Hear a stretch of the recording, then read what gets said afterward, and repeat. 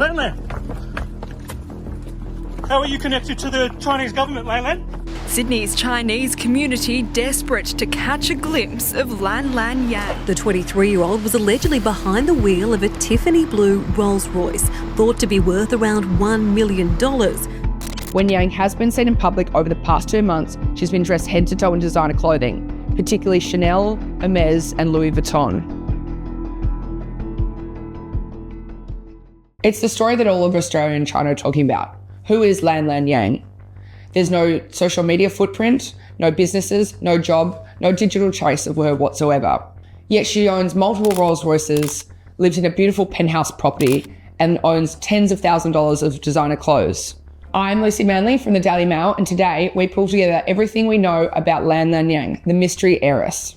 Lan Lan first gained attention in mid-2025 when she allegedly got behind the wheel of her Tiffany blue Rolls-Royce Cullinan and crashed into George Plesaris, who just so happened to be the driver of Radio King Kyle Sandilands.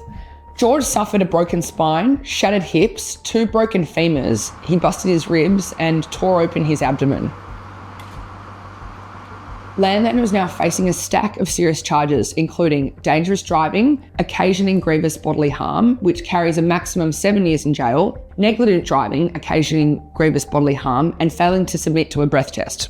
Despite these devastating injuries to George, Lan Lan has never publicly commented or expressed concern, even when I approached her at Rose Bay Police Station when she was reporting for bail. Hi, I'm Lucy. I work for Daily Mail Australia. I've just come to chat to you about the alleged drink driving incident the other day. Are you going to plead guilty or not guilty? Did you know George Plesaris has lost his hip? How do you guys afford the second Rolls Royce? I see you've got a ghost convertible in your garage.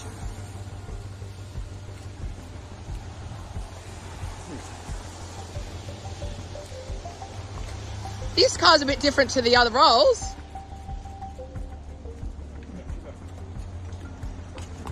Oh, that's a really nice designer outfit. I see you've got Chanel on today. Another industry figure who has spoken to Mr Plesaris confirmed his employment prospects appeared bleak. He said, "I don't think I'll be able to work again, and if he does, he says it might not be for a very long time." Last Friday, she pleaded not guilty to all charges through her lawyer, Michael Korn, but she still hasn't appeared. Outside court, Mr Korn did not directly answer questions about his client's whereabouts and denied allegations that she was receiving special treatment. Meanwhile, hundreds of Chinese Australians have been showing up outside court each month trying to catch a glimpse of her as the mystery deepens. Did you come to court today to see Lan Lan?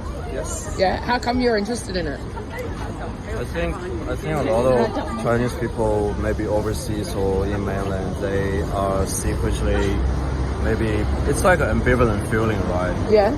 Hate, love, gossipy, a little bit about, because it's very rare, like maybe in a mainland context, you would be able to see someone or maybe have the opportunity to see someone in person. Yeah, totally. Who's like ultra wealthy, who has power, who you don't see like a 23-year-old who can drive 2 Rolls-Royce. She's a girl no one knows, with money no one is able to explain, living a life people can only dream of. She's been seen in public in full luxury outfits, head to toe in designer gear worth tens of thousands of dollars.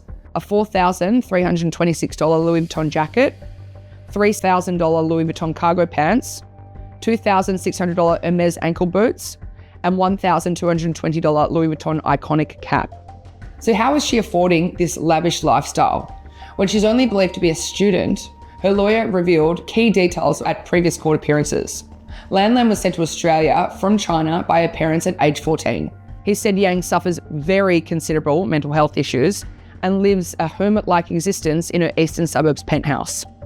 Her mystique grew after the Daily Mail revealed she kept a second $800,000 Rolls-Royce in her car park of her penthouse, registered to a shell company not controlled by her that often buys properties for the rich and famous. Lan Lan, how are you feeling about court on Friday? Are you gonna make? How are you feeling about it? Now, can you tell? How do you make the money? Is it from iron ore? I think your car's this way.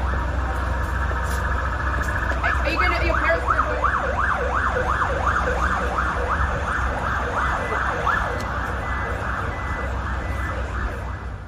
Neighbours actually told me she's extremely quiet and keeps to herself, and they said that she's known to have Labubu dolls in her car.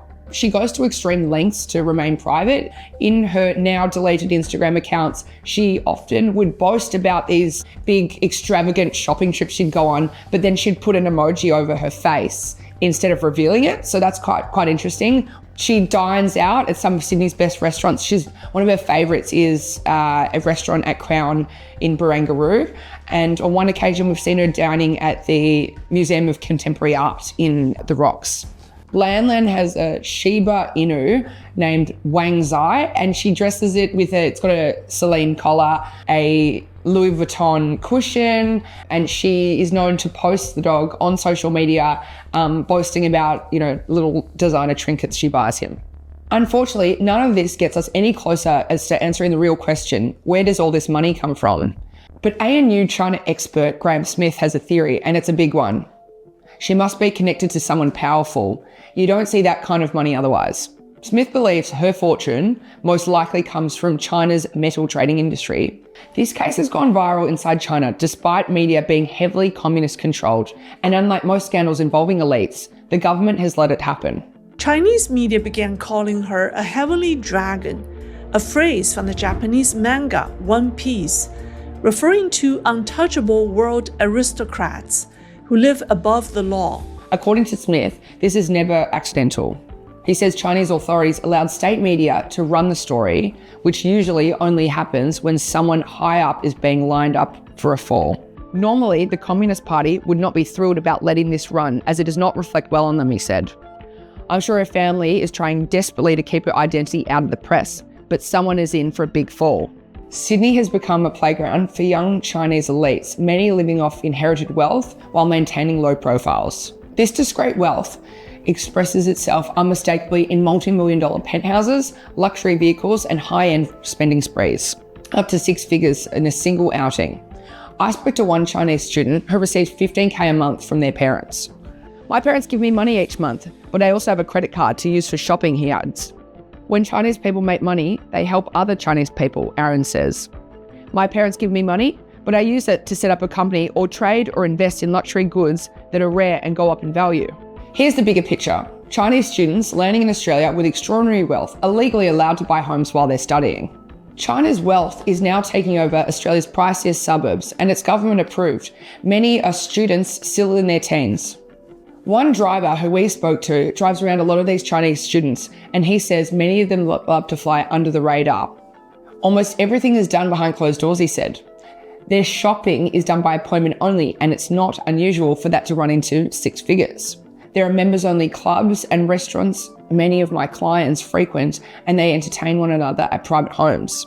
He says the secrecy is intentional, whether it's about the family's reputation, genuine safety concerns, or maybe because they don't want to draw attention how they made their money. For now, Lanlan has said nothing.